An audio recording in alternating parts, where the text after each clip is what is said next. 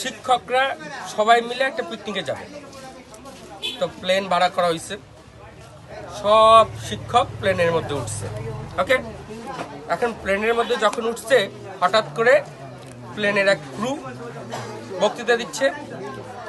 শিক্ষকগণ খুবই সারপ্রাইজ একটা বিষয়, আপনাদের কলেজেরই খুব সুনামধন্য ছাত্রছাত্রীরা এই প্লেনটা বানাইছে এবং তারাই এই প্লেনটা চালাবে।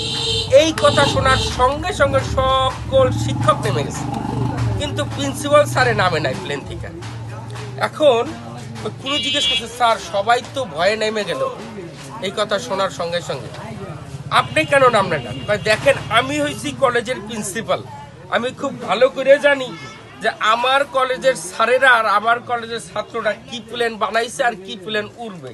এই প্লেনই তো উড়বে না, এর লেগে তো আমি এখন পর্যন্ত এই প্লেন থেকে নামি নাই। বোঝো ওঠে না?